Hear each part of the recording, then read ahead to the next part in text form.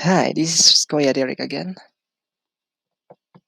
Ngayon, ang topic natin, paano ayusin o linisin ang full storage na laptop. Alright.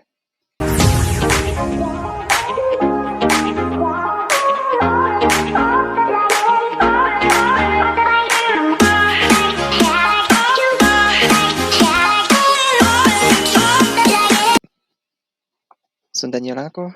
Una, punta tayo dito sa may box, dito sa may window. Type natin storage setting. Yan. Type natin to.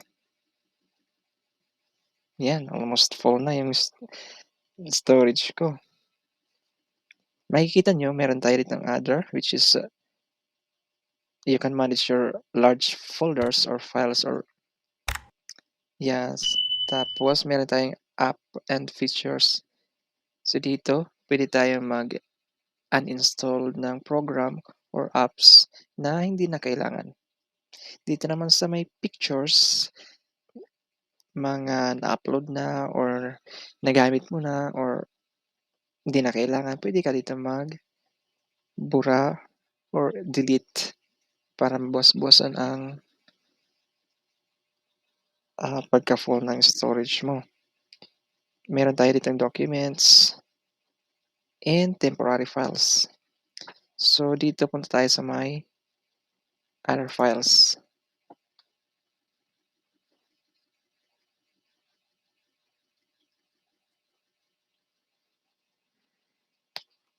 Ayan.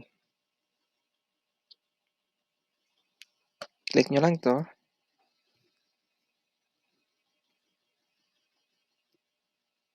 Tapos, dito, pipili kayo kung saan banda merong mga kailangan yung burahin o hindi na kailangan, hindi na gagamitin.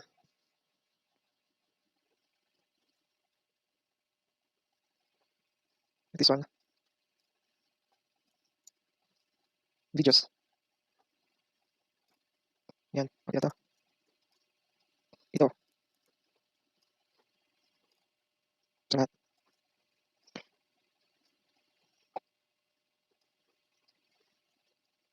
Sa desktop naman.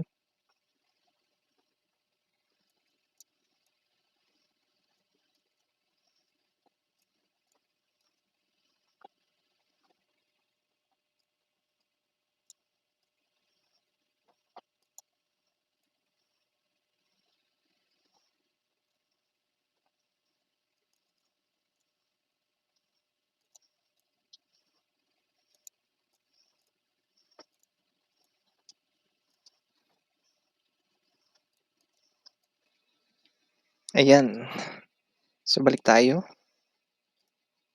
Dito.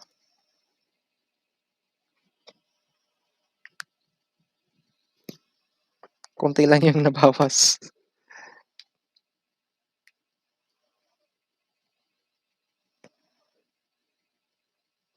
So, dito naman tayo sa may apps.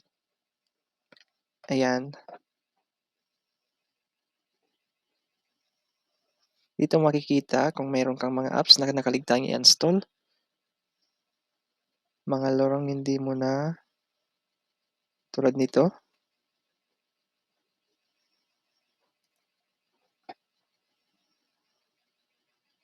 Yan. Kasi natapos ko na yon ng laruin. Ano pa ba?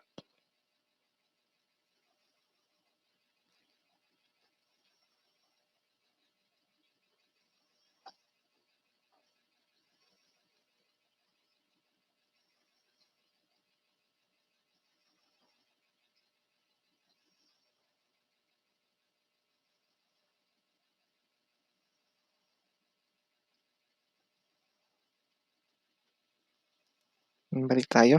Yan. Diba? Malaki-laki na yung bawas. Mabigat pala yung isang app na yon. Kaya pwede na yan.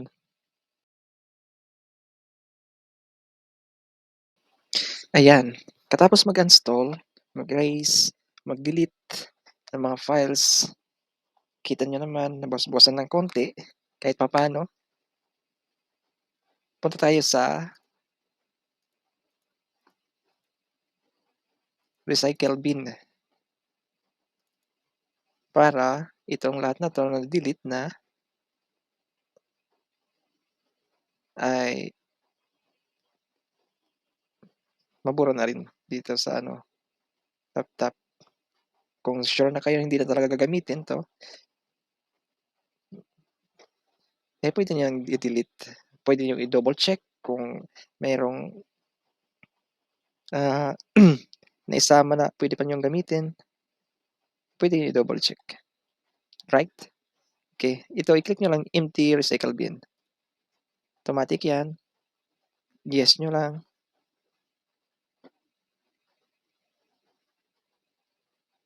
ayan. Balikan natin dito, gano'n pa rin, alright. Ayan, thank you so much. Sana po nakatulong po ang videong ito. Kung nakatulong man po, please consider like and subscribe my channel. And as well, hit the bell button para ma-notify kayo kung meron akong bagong upload na mga videos. Bye!